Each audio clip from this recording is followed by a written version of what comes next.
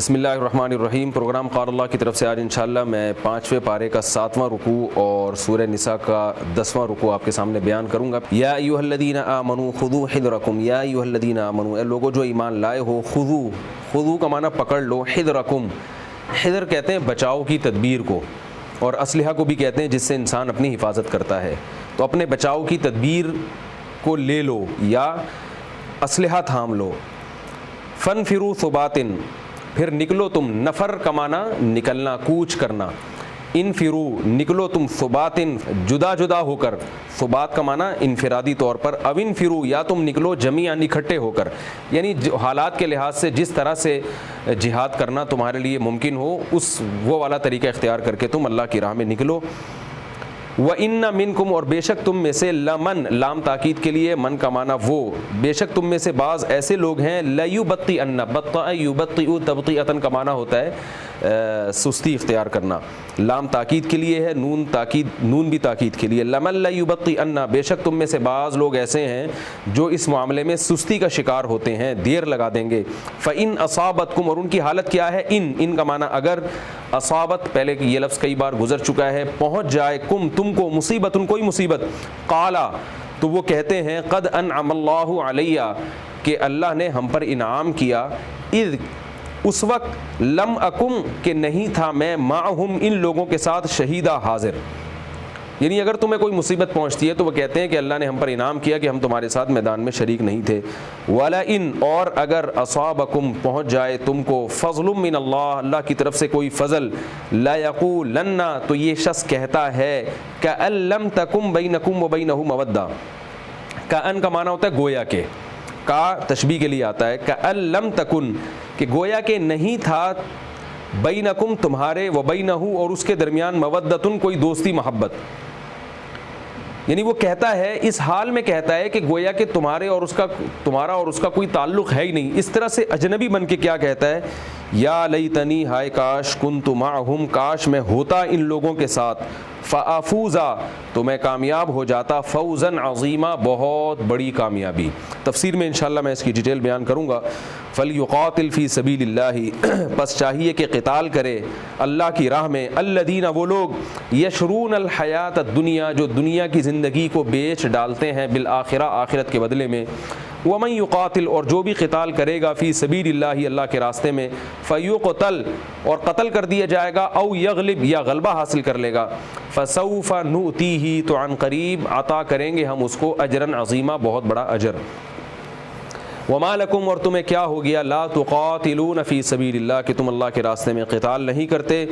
والمستضعفین من الرجال، حالانکہ یہ واو میں نے بتایا کہ کنڈیشن بیان کرنے کے لیے بھی آتا ہے، یعنی حال یہ ہے کہ مستضعفین ضعف سے نکلا ہے، ضعف کہتے ہیں کمزوری کو، مستضعف وہ لوگ جو کمزور ہوں، تو مستضعفین اس کی جمع ہے، حالانکہ کمزور لوگ، من الرجالی جو مردوں میں سے بھی ہیں، والنسائی اور عورتوں میں سے بھی ہیں، والبلدانی اور بچوں میں سے بھی، ولد کی جمع ولدان آتی ہے، الذین یہ وہ لوگ ہیں جو کہتے ہیں، یقولون جو کہہ رہے ہوتے ہیں، ربنا اے ہمارے رب، اخرجنا اخراج کا معنی نکالنا، نکال دے تو ہمیں، من ہذہ القریہ اس بستی سے، الظالم اہلھا جس بستی کے اہل یعنی جس بستی والے، الظالم بہت ظالم ہے، وجعل لنا اور بنا دے تو ہمارے لیے، من لدن کا اپنی طرف سے، ولیا کوئی حمایتی کھڑا کر دے، وجعل لنا اور بنا دے تو ہمارے لیے، من لدن کا اپنی طرف سے، نصیرا کوئی مددگار۔ الذین آمنوا وہ لوگ جو ایمان لائے، یقاتلون فی سبیل اللہ وہ اللہ کی راہ میں لڑتے ہیں، والذین کفروا اور جو کافر لوگ ہیں، یقاتلون فی سبیل الطاغوت وہ شیطان کے راستے میں لڑتے ہیں، فقاتلوا پس تم لڑو، قتال کرو، اولیاء الشیطان شیطان کے اولیاء سے، شیطان کے دوستوں سے، ان کید الشیطان کان ضعیفا بے شک شیطان کی تدبیر بہت کمزور ہے۔ یہ رکوع تھا جس کا میں نے آپ کے سامنے لفظی ترجمہ پیش کیا، اب اس کی کچھ میں تھوڑی سی تفصیل بیان کروں گا۔ پچھلے رکوع میں اللہ تعالیٰ نے انعام یافتہ لوگوں کی حالت کو بیان کیا تھا، اور منافقین کے بارے میں بتایا تھا کہ جہاں ان کا ذاتی مفاد ہوتا ہے یہ وہاں جاتے ہیں، جیسے پچھلے رکوع کا جو شان نزول تھا وہ یہ تھا کہ ایک منافق رسول اللہ صلی اللہ علیہ وسلم کے پاس آیا اور فیصلہ کروایا، آپ صلی اللہ علیہ وسلم نے اس کے خلاف فیصلہ کیا اور یہودی کے حق میں فیصلہ دیا، تو وہ منافق نے کہا کہ مجھے نبی کا فیصلہ منظور نہیں، حضرت عمر کے پاس چلتے ہیں۔ حضرت عمر کے پاس آئے تو حضرت عمر نے اس منافق کی گردن اڑا دی کہ یہ دعویٰ اسلام کا کرتا ہے اور اس کو نبی کا فیصلہ قبول نہیں ہے۔ تو اس پہ قرآن کی آیتیں نازل ہوئیں کہ اپنے ذاتی مفاد کے لیے دین کو بدلنا یہ ایک بہت ہی بری حرکت ہے، اور تم اس وقت تک مومن نہیں ہو سکتے جب تک اپنے تمام فیصلے شریعت سے نہیں کروا لیتے۔ تو جہاں شریعت تمہارے خلاف جا رہی ہے تو تمہیں شریعت اچھی نہیں لگ رہی ہے، اور جہاں شریعت تمہارے حق میں فیصلہ کر رہی ہے تو تم شریعت کو فالو کر رہے ہو، یہ والا اسلام اللہ کو پسند نہیں ہے۔ تو جہاد میں بھی ایسے ہی ہوا کرتا تھا کہ جہاں فتح اور نصرت اور غلبے کا یقین ہوتا منافقین کو کہ اس جنگ میں مسلمانوں کو فتح ہوگی، تو پھر تو وہاں تو وہ جاتے تھے، اور جہاں یہ خطرہ ہوتا کہ شاید شکست ہی نہ ہو جائے تو اس جنگ میں اور اس جہاد میں مسلمانوں کا ساتھ نہیں دیتے۔ پھر اگر شکست ہو جاتی مسلمانوں کو تو کہتے کہ الحمدللہ اللہ کا بڑا فضل ہے، یہ بہت ہم پر ایک تقدیر نے ہمارا ساتھ دیا اور ہم پر احسان ہوا کہ ہم اس جہاد میں مسلمانوں کے ساتھ نہیں گئے، ہم تو برباد ہو جاتے۔ اور اگر مسلمانوں کو فتح مل جائے اور مسلمانوں کو مال غنیمت مل جائے تو پھر افسوس کرتے ہائے کاش ہائے کاش کاش ہم بھی مسلمانوں کے ساتھ ہوتے اور ہمیں بھی مال غنیمت ملتا۔ تو گویا کہ ان کا جو دین ہے وہ خواہشات ہیں۔ تو اس رکوع میں اس کی نفی ہے، اور اللہ نے اہل ایمان کو حکم دیا ہے کہ انعام یافتہ لوگ جن کا پچھلے رکوع میں ذکر ہوا ان میں سے کچھ شہداء بھی ہیں، تو ان کی فہرست میں تمہیں شامل ہونے کے لیے اور صالحین اور انبیاء اور صدیقین کے راستے پر چلنے کے لیے تمہارے اندر جہاد کا جذبہ بھی ہونا چاہیے، اور تمہیں اپنے بچاؤ کی تدبیر بھی کرنی چاہیے۔ اپنے ملک کو، اپنی قوم کو، اپنے دین اور مذہب کو بچانے کے لیے صرف دعائیں کافی نہیں ہیں، بلکہ تمہیں اسلحے سے محبت اور اسلحے کی ٹریننگ اور اپنے بچاؤ کی وہ تمام تدبیریں جو دنیا میں سوٹیبل ہوں زمانے کے لحاظ سے، وہ تمام تدبیریں تمہیں اختیار کرنی پڑیں گی۔ تم وہ تمام تدبیریں اختیار کرو گے اور اس کے بعد اللہ کی راہ میں لڑو گے اور اپنا بچاؤ کرو گے، لیکن تم میں کو مخلص لوگ تو تمہارا ساتھ دیں گے اور کچھ منافقین ہوں گے جو تمہارا ساتھ اس موقع پر نہیں دیں گے۔ تو اسی کا ذکر اللہ نے ان آیات میں کیا ہے۔ یا ایھا الذین آمنوا، اے ایمان والو، خذوا حذرکم، اپنے ہتھیاروں کو مضبوطی سے تھام لو، فانفروا ثبات، پھر انفرادی طور پر بھی نکلو، او انفروا جمیعا، اور جتھے بنا کے بھی نکلو۔ تو یہ جنگ کے کمانڈر کو یہ گویا حکم دیا جا رہا ہے کہ مسلمانوں کے امیر کو، خلیفہ کو، بادشاہ کو، کہ وہ دیکھتا ہے کہ فوج کو گوریلا کارروائی کے ذریعے دشمن کو ہم نے شکست دلوانی ہے، فوج کو گوریلا وار میں استعمال کر کے انفرادی طور پر تشکیلات کرنی ہے یا پورے صف بستہ ہو کے دشمن پہ حملہ کرنا ہے۔ تو اللہ فرماتے ہیں جو بھی طریقہ اختیار کرو وہ زمانے کے لحاظ سے اس طریقے کو وہ تمہارے لیے بہتر ہے، لیکن اس کو اختیار کرو، محض دعاؤں پہ اکتفا مت کرو۔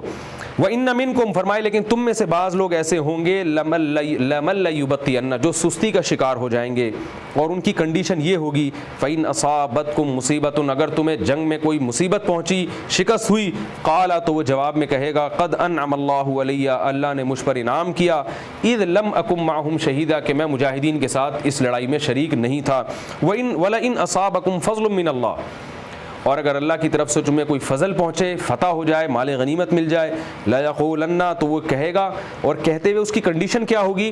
كَأَن لَّمْ تَكُن بَيْنَكُمْ وَبَيْنَهُ مَوَدَّةٌ، گویا تمہارے اور اس کے درمیان کوئی تعلق ہے ہی نہیں، نہ قوم کا تعلق، نہ مذہب کا تعلق، ایسے اجنبی بن جائے گا اور کہے گا یا لیتنی کنت معہم، ہائے کاش میں بھی ان کے ساتھ ہوتا، فافوز فوزا عظیما، تو میں بھی آج بہت بڑی کامیابی حاصل کر لیتا۔ یعنی قوم کی فتح سے اس کو خوشی نہیں ہو رہی، بلکہ اس کو غم یہ ہو رہا ہے کہ اس فتح میں میں کیوں شریک نہیں تھا اور مجھے مال غنیمت کیوں نہیں ملا، حالانکہ وہ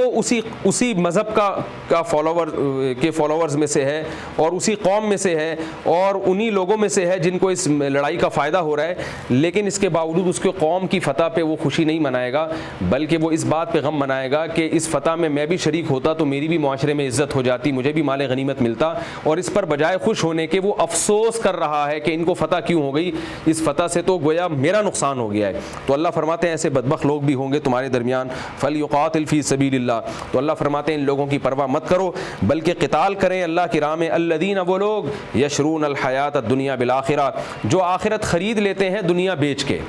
کیونکہ جب آپ اللہ کی راہ میں لڑتے ہیں، جہاد کرتے ہیں، تو دنیا سے بسا اوقات آپ کو ہاتھ دھونے پڑتے ہیں، معذوری بھی آتی ہے، آنکھیں بھی جانے کا خطرہ ہے، گرفتاری کا بھی خطرہ ہے۔ تو اللہ فرماتے ہیں جو لوگ اللہ سے سودا کر رہے ہیں اور جنت خریدنا چاہتے ہیں دنیا بیچ کے، تو آئیں وہ میدان جنگ میں اور اپنے بہادری کے جوہر دکھائیں اور قوم کا سر فخر سے بلند کریں۔ وہ اسی بات کو قرآن میں دوسرے مقام پہ فرمائے ان اللہ اشترى من المؤمنین انفسهم واموالهم بان لهم الجنہ، کہ اللہ نے ان مومنین یعنی ان مجاہدین سے جنت کے بدلے میں ان کے جان اور مال کو خرید لیا ہے۔ یقاتلون فی سبیل اللہ فیقتلون ویقتلون، یہ اللہ کی راہ میں لڑتے ہیں، قتل کرتے بھی ہیں اور قتل ہوتے بھی ہیں۔ تو اللہ نے فرمایا کہ جو لوگ یہ جذبہ رکھتے ہیں اور آخرت خریدنا چاہتے ہیں انہیں چاہیے کہ وہ میدان میں آگے بڑھیں، اور آگے اللہ نے ان کو خوشخبری سنائی وَمَن يُقَاتِلْ فِي سَبِيلِ اللَّهِ، کہ جو بھی اللہ کی راہ میں قتال کرے گا فَيُقْتَلْ، پھر قتل کر دیا جائے، او یغلب، یا غلبہ حاصل کر کے فتح اور نصرت سے ہمکنار ہو، فَسَوْفَ نُؤْتِيهِ أَجْرًا عَظِيمًا، ان قریب ہم اسے بہت بڑا اجر عطا فرمائیں گے۔ آگے اللہ اہل اسلام کو جہاد پر ابھارنے کے لیے فرما رہے ہیں کہ گراؤنڈ ریئلٹی اس بات کا تقاضا کرتی ہیں کہ تم ان مظلوموں کی مدد کرو جو دنیا میں جن پر ظلم ہو رہا ہے۔ وما لکم، تمہیں کیا ہو گیا، لا تقاتلون فی سبیل اللہ، کہ تم اللہ کے راستے میں قتال نہیں کرتے، والمستضعفین من الرجال والنساء، حالانکہ بہت سے کمزور مرد اور کمزور عورتیں، والولدان، اور کمزور بچے ایسے ہیں، الذین یقولون، جو یہ دعائیں کر رہے ہیں، ربنا اخرجنا من هذه القریہ، اے اللہ ہمیں اس بستی سے باہر نکال دے، الظالم اہلھا، جس کے اہل بڑے ظالم ہیں، یعنی بستیوں میں ظلم ہو رہا ہے بہت سے کمزوروں پر، عورتوں پر، بچوں پر، تو وہ تو بیچارے دعائیں مانگ رہے ہیں کہ اللہ ہمیں اس بستی سے نکال دے، وَاجْعَلْ لَنَا مِن لَّدُنْكَ وَلِيًّا، اور اے اللہ تو ہمارے لیے کوئی حمایتی پیدا کر دے، دنیا میں کوئی ہمارے لیے آواز اٹھانے والا ہو، وَاجْعَلْ لَنَا مِن لَّدُنْكَ نَصِيرًا، اور ہمارے لیے کوئی مددگار پیدا کر دے۔ تو وہ آوازیں لگا رہے ہیں اور تم ان کی آواز پر لبیک نہیں کہہ رہے، تمہیں کیا ہو گیا؟ آگے فرمایا الذین آمنوا، وہ لوگ جو ایمان لاتے ہیں، یقاتلون فی سبیل اللہ، وہ اللہ کی راہ میں لڑتے ہیں، والذین کفروا، اور جو ایمان نہیں لاتے، یقاتلون فی سبیل الطاغوت، وہ شیطان کے راستے میں لڑتے ہیں، فقاتلوا اولیاء الشیطان، تو شیطان کے دوستوں سے لڑو، ان کید الشیطان کان ضعیفا، بے شک شیطان کی تدبیر بہت کمزور ہے، تم میدان میں اترو گے اللہ تمہاری مدد کرے گا۔ تو یعنی اس میں بھی ترغیب دی ہے کہ وہ شیطان کے راستے میں لڑتے ہوئے نہیں گھبرا رہا اور تم رحمان کے راستے میں لڑتے ہوئے ڈرتے ہو، تو ایسا مت کرو۔ جب وہ اتنا جری ہے جو غلط راستے پہ ظلم کو پروموٹ کرنے کے لیے جب وہ لڑ سکتا ہے، تو تم ظلم کے خاتمے کے لیے کیوں نہیں لڑ سکتے؟ یہ رکوع تھا جو میں نے آپ کے سامنے مختصر اس کی تفسیر بیان کی۔ اب میں مزید اس کی ڈیٹیل میں جاؤں گا۔ ان پوری آیات میں جہاد کے اللہ تعالیٰ نے احکام دیے ہیں۔ سب سے پہلا حکم مسلمانوں کو حکم دیا جا رہا ہے کہ تم اسلحہ کو تھام لو، یعنی اسلحہ اختیار کرو، اسلحہ رکھو۔ یہ بہت افسوس کی بات ہے کہ آج بہت سارے دیندار لوگ وہ سمجھتے ہیں کہ صرف ہم دعاؤں سے اور نمازوں سے اور تقوی سے جو ہے ہمارا ڈیفنس ہو جائے گا، جبکہ ایسا نہیں ہے۔ اللہ تعالیٰ نے ہمیں حکم دیا کہ ہم اسلحے سے محبت کریں اور ڈیفنس کے لیے اور اعلاء کلمت اللہ کے لیے اسلحہ یعنی اسباب کی دنیا میں جو اپنے بچاؤ کی تدبیریں ہیں وہ بھی ہمیں اختیار کرنی پڑیں گی۔ یہاں مجھے ایک چھوٹا سا واقعہ یاد آ رہا ہے کہ ایک دفعہ ایک سیاسی لیڈر تھے جو جاپان گئے، تو اس وقت ہمارا جو ملک پاکستان ہے اس نے ایٹمی دھماکہ کیا تھا، اور الحمدللہ ہم ایک ایٹمی طاقت دنیا میں، ایک پہلی اسلامی ریاست تھی جو ایک ایٹمی طاقت بن کے دنیا کے سامنے آئی۔ تو انہی دنوں میں ہمارے ایک سیاسی لیڈر نے جاپان کا دورہ کیا، تو جاپان کے جو سربراہ تھے انہوں نے ہمارے اس سیاسی لیڈر پہ اعتراض یہ کیا کہ ایٹم بم سے دنیا میں بہت تباہی پھیلتی ہے، پاکستان کو ایٹمی طاقت نہیں بننا چاہیے۔ تو ہمارے اس سیاسی لیڈر نے بڑا زبردست جواب دیا۔ میں ان سیاسی لیڈر کا نام بھی بتا دیتا ہوں، اس میں کوئی حرج نہیں۔ وہ جماعت اسلامی کے جو سابق امیر تھے قاضی حسین احمد، جن کا انتقال ہو چکا ہے، ان کی بات ہے یہ۔ تو جاپان کے صدر نے ان سے کہا کہ پاکستان کو ایک ایٹمی پاور نہیں بننا چاہیے تھا، کیونکہ ایٹم بم سے دنیا میں بڑی تباہی پھیلتی ہے، اور آپ دیکھیں کہ ہمارے ہاں کیسا تباہی مچائی ہے ایٹم بم نے، تو آپ کو ایٹمی طاقت نہیں بننا چاہیے۔ تو جناب قاضی حسین احمد نے فوراً جواب دیا کہ اگر آپ لوگ ایٹم بم بنا لیتے تو امریکہ آپ پہ ایٹمی حملہ کبھی نہ کرتا، اور ایٹم بم سے جو تباہی آپ کو ہوئی ہے وہ نہ ہوتی۔ یہ وہ روح ہے یعنی یہ وہ بات ہے جس کو قرآن یہاں ذکر کر رہا ہے، کہ یہ مانتے ہیں کہ اللہ زمین میں فساد پسند نہیں کرتا، قتل و غارت اللہ زمین میں پسند نہیں کرتا، لیکن بات یہ ہے کہ زمین میں فسادی لوگ موجود رہیں گے، تو آخر ان کے فساد سے بچنے کے لیے بھی تو کچھ انتظام ہونا چاہیے۔ اگر جاپان اپنے آپ کو ایٹمی طاقت بنا لیتا تو ہیروشیما اور ناگاساکی پر ایٹمی حملہ کبھی بھی نہ ہوتا۔ تو دنیا تو کر رہی ہے، جو ظالم لوگ ہیں وہ تو سب کچھ کر رہے ہیں، تو اللہ اہل ایمان کو حکم دے رہے ہیں وہ تو کر رہے ہیں، اور تم صرف دعاؤں پر اکتفا کرو اور تم یہ کہو ہم دنیا میں امن چاہتے لہذا ہم اسلحہ نہیں بنائیں گے، تو ایسا نہیں ہوتا۔ دنیا میں امن کے لیے، طاقت کے توازن کے لیے تمہیں بھی اسلحہ بنانا پڑے گا۔ اور قرآن میں دوسرے مقام پہ اور اللہ نے بہت زیادہ وَمِن رِبَاطِ الْخَيْلِ فرمایا گھوڑے پالو، اور جو جگہ جگہ قرآن مجید میں أَعِدُّوا لَهُم مَا اسْتَطَعْتُم مِّن قُوَّةٍ فرمایا جو بھی اسلام دشمن اور ظالم قوتیں ان کے خلاف تم اپنے آپ کو طاقتور طاقتور بنا سکتے ہو، جتنا بنا سکتے ہو اتنا بناؤ۔ تو یاد رکھیے کہ یہ جو پاکستان میں ایک ایٹمی پاور بنا اور ایک مضبوط آرمی پاکستان کی ہے، تو یہ عین اسلامی تعلیمات کا یعنی عین اسلامی تعلیمات ہیں، اور اللہ ہمیں حکم دے رہا ہے کہ ہمیں اپنے آپ کو اس سے بھی زیادہ پاورفل بنانے کی ضرورت ہے۔ پھر فرمایا کہ پھر جب حکم ہو، یعنی حکم سے مراد امیر جب حکم دے، یاد رکھیں جہاد اپنے طور پر نہیں ہوتا، اس سے بجائے فائدے کے فسادات زیادہ ہوتے ہیں۔ تمام فقہا کا اس بات پر اتفاق ہے کہ جہاد کے لیے جو بادشاہ ہے، امیر ہے، اس کی اجازت، خلیفہ کی اجازت ضروری ہے، کیونکہ اگر آپ اپنے طور پر کوئی بھی کارروائی شروع کر دیں گے، اس سے فساد کے بجائے، اس سے معاشرے میں اصلاح کے بجائے فساد ہوتا ہے۔ ہم رسول اللہ صلی اللہ علیہ وسلم کے دور میں دیکھتے ہیں جو بھی کارروائیاں ہوئی ہیں وہ باقاعدہ آپ صلی اللہ علیہ وسلم کی پرمیشن سے ہوئی ہیں، اور اگر کہیں کا دکا ایسے واقعات ہوئے ہیں جہاں پرمیشن نہیں لی گئی، تو وہ ایسے واقعات ہیں کہ وہاں پرمیشن لینا ممکن نہیں تھا، کوئی یعنی ایسا ممکن نہیں تھا کہ رسول اللہ صلی اللہ علیہ وسلم سے اجازت باقاعدہ طلب کی جاتی، فاصلہ بہت تھا، تو وہاں پر پھر ظلم سے بچنے کے لیے اپنے طور پر کسی نے کوئی کارروائی کی ہے۔ لیکن جہاد کے بارے میں اصول اور ضابطہ بہرحال یہی ہے کہ امیر اور کمانڈر کی اجازت سے ہوگا۔ آج بھی آپ دیکھ لیں کہ اگر پاکستان آرمی میں کوئی شخص اپنی امیر کی اجازت کے بغیر جا کے ایسے ہی دھماکے شروع کر دے تو ظاہر ہے اس سے ملک میں فساد ہوتا ہے۔ تو اس لیے اللہ نے فرمایا کہ جہاں تم مناسب سمجھو انفرادی طور پر لڑنا ہے تو امیر کی اجازت، جو اگرچہ یہاں پر صراحتاً نہیں ہے لیکن دوسرے مقامات پر احادیث میں اس کا بہت وضاحت سے تذکرہ کیا گیا ہے کہ امیر کی پرمیشن بہرحال ضروری ہے۔ لیکن چونکہ میرا بھی یہ ٹاپک نہیں ہے اور اس پر میں پہلے بات کر چکا ہوں، اس سے پہلے جہاں جہاد کی آیات ہیں وہاں میں نے یہ پورا قرآن و سنت کے دلائل سے اس پر بہت ڈیٹیل میں بیان کر چکا ہوں، لہذا میں اس کو دوبارہ ریپیٹ نہیں کروں گا۔ وَإِنَّ مِنْكُمْ لَمَن لَيُبَطِّئَنَّ، اس میں اللہ نے بتا دیا کہ جب بھی جہاد کا نعرہ لگے گا تو مخلص لوگ تو جائیں گے، اور کچھ ایسے ہوں گے جو ڈینگے مارا کرتے تھے، دعوے بہت کیا کرتے تھے، لیکن وہ اس موقع پر تمہارا ساتھ نہیں دیں گے۔ پھر اگر تمہیں شکست ہوگی تو وہ کہیں گے اللہ کا بڑا فضل ہے، ہم نہیں تھے، ہم تو پہلے اس کو کہہ رہے تھے یہ جہاد نہیں ہے۔ اور اگر فتح ہو جائے گی تو پھر تمنائیں کریں گے ہائے کاش ہم بھی اس میں شریک ہوتے۔ تو اللہ فرماتے ہیں ان لوگوں کی پرواہ مت کرو، اور وہ لوگ اللہ کی راہ میں لڑیں جو دنیا بیچ کے آخرت خریدنا چاہتے ہیں۔ احادیث میں رسول اللہ صلی اللہ علیہ وسلم نے بہت زیادہ فضائل بیان کی ہیں اللہ کی راہ میں لڑنے کے، یہاں تک کہ علماء نے لکھا ہے کہ اسلام میں کسی چیز کی اتنی فضیلت بیان نہیں کی گئی جتنی اللہ کی راہ میں لڑنے کی فضیلت بیان کی گئی ہے۔ جو فوجی بارڈر پہ پہرا دیتے ہیں اپنے ملک اور مسلمانوں کی حفاظت کے لیے، آپ صلی اللہ علیہ وسلم نے فرمایا، حضرت ابو ہریرہ کی صحیح حدیث ہے کہ حضرت ابو ہریرہ نے فرمایا الا انبئکم بلیلۃ افضل من لیلۃ القدر، کیا میں تمہیں ایسی رات کی خبر نہ دوں جو لیلۃ القدر سے بھی افضل ہے؟ تو پوچھا لوگوں نے جی ضرور، فرمایا حارس حرس فی سبیل اللہ لعلہ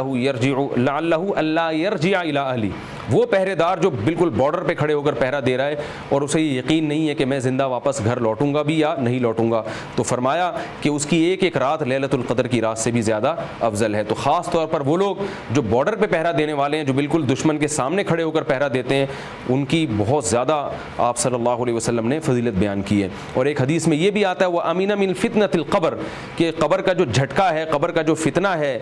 اس سے بھی اللہ تعالیٰ اس شہید کو محفوظ رکھتے ہیں۔ فرمایا ومن یقاتل فی سبیل اللہ، جو اللہ کی راہ میں لڑتا ہے اور شہید ہو گیا یا فتح و نصرت ملی، اللہ اسے بہت اجر دیں گے۔ آگے اللہ تعالیٰ ابھار رہے ہیں کہ دیکھو دنیا میں بہت سارے مظلوم ایسے ہیں جو پکار کے کہہ رہے ہیں کہ کوئی ہماری مدد کے لیے آئے، مگر ان کی مدد کرنے والا کوئی بھی نہیں ہے۔ یہ آیت نازل ہوئی ہے مکہ کے بارے میں، کیونکہ مکہ میں بہت سے لوگ ایسے تھے جو ہجرت نہیں کر پائے تھے، تو جب انہوں نے اسلام قبول کیا تو وہاں کے غیر مسلم ان کو بہت زیادہ تنگ کرتے تھے، ستاتے تھے۔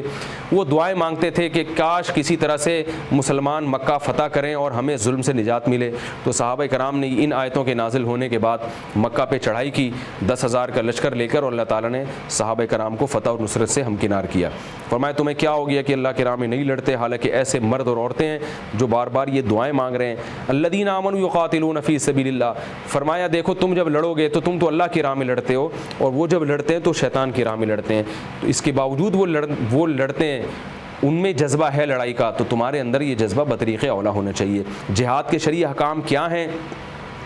کس وقت جہاد جائز ہے، کس وقت جہاد حرام ہے، اور کون سا جہاد ایسا ہے جو دیکھنے میں جہاد لگتا ہے مگر حقیقت میں وہ فساد ہے، اور کون سا جہاد ایسا ہے جو واقعی جہاد ہے جس پر فضائل ہیں. یہ پورے فقہی احکام، اس کی ڈیٹیل اور اس اسلام کے اس حکم پر جتنے اعتراضات ہوتے ہیں، یہ میں کسی اور اسی قال اللہ پروگرام کے توسط سے کسی